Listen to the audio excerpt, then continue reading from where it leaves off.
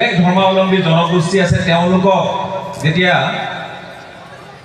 বেলেগ ধৰণে তেওঁলোকৰ আখ্যা দিয়া নহয়, আপোনালোকো সেই আওতাত যাতে নাথাকে সেইটোৱে মূল কথা।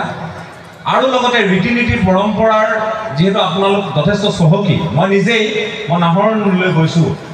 মই কৈছোঁ সেই পৰিয়ালটো আমাৰ ঘৰত মানুহৰ কাষৰ কথাই ক'ব লাগিব, যিহেতু মই তেওঁলোকৰ সৈতে ডাঙৰ হৈছোঁ। নাহৰণিত সৈয়দ আব্দুল মালিকৰ ঠাই আপোনালোকে জানে, তাৰ পৰাই আমি কেন্দুগুৰিলৈ এগৰাকী বোৱাৰী নিছোঁ। আৰু তেতিয়া মই সেই পৰিয়ালটোৰ হৈ তামোল পাণৰ বটালৈ মই নিজেই গৈছোঁ। আৰু তেওঁলোকে এই কথাখিনি বহুতেই জানে যে আমাৰ সেই সমাজখনত মই পুনতে যি ধৰণে কৈছোঁ, মেখেলা চাদৰৰ অসমীয়া সমাজত যথেষ্ট আদৰ সমাদৰ আছে। পাটৰ সাজযোৰ পৰিধান কৰি তেনেধৰণে ওলাই যোৱাৰ পৰা কইনা তেনেকৈ লৈ অনাৰ পৰা গোটেই প্ৰক্ৰিয়াটোত অসমীয়াত্বৰ চানেকি আৰু ধ্বজাডাল বহন কৰিয়েই সেই কামখিনি কৰা হয়।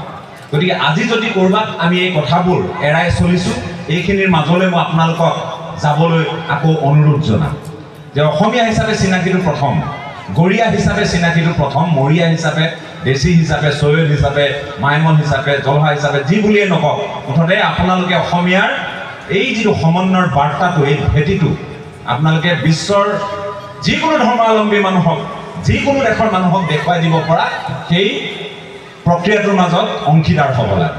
আজি নাগালেণ্ডত মই খুব চমুকৈ ক'ম, নাগালেণ্ডত মই প্ৰায়ে ক'ম যে এখন জিলা, মন জিলা আমাৰ শিৱসাগৰৰ কাষত, চৰাইদেউৰ কাষত, তাত কন্যাক মানুহখিনিয়ে বসবাস কৰে।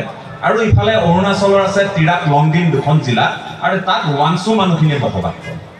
এতিয়া সেই মানুহখিনি একেটা থালৰ, মূল থালটো এটা থালৰ। কিন্তু যেতিয়া এই কন্যাক মানুহখিনি আজি খ্ৰীষ্টধৰ্মী হ'ল, আগতে তেওঁলোকে কি কৰিছিল?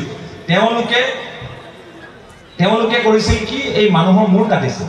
মূৰ কাটি তেওঁলোকে এডাল মালা পৰিধান কৰিছিল, এই লাওখোলাটোৰ মালাডাল পৰিধান কৰিছিল। 10টা যদি কাৰোবাৰ মূৰ কাটিছে কোনোবা বীৰে, 10টা লাওখোলা পিন্ধি যায়, এই ধৰণৰ বীৰত্ব।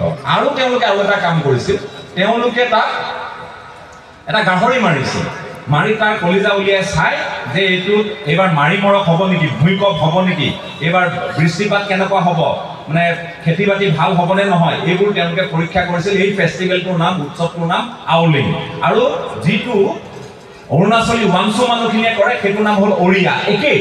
কিন্তু অৰুণাচলী ওৱাংচু মানুহখিনি যিখিনি এতিয়াও প্ৰকৃতিৰ তেওঁলোকে পূজা কৰে, তেওঁলোকে এতিয়াও সেইখিনি কাম কৰে। কিন্তু এইফালে খ্ৰীষ্টধৰ্মী হোৱাৰ কাৰণে তেওঁলোকে গাহৰি মাৰিব নোৱাৰে, মানুহৰ মূৰ কাটিব, এইবোৰতো বন্ধেই হ'ল কেতিয়াবাই। এতিয়া তেওঁলোকে পিতলৰ এটা প্ৰতীকী মূৰ পিন্ধে, পিতলৰ, আৰু তেওঁলোকে গাহৰি নামাৰে, কিন্তু গোটেই নিয়মখিনি কৰে।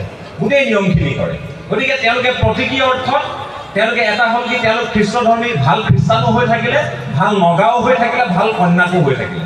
চাব দেই কথাটো, আমাৰ তাত ৰহমান হাজৰিকা পৰিয়াল আছে। শিৱসাগৰৰ শিমলুগুৰিলৈ কোনোবা যদি গৈছে জানিব, ৰহমান হাজৰিকা পৰিয়াল আছে। ভাইটি ৰহমান হাজৰিকা অলপ চিনি পায়, তেওঁ এগৰাকী সাংবাদিক, আমাৰ খুব শ্ৰদ্ধাৰ।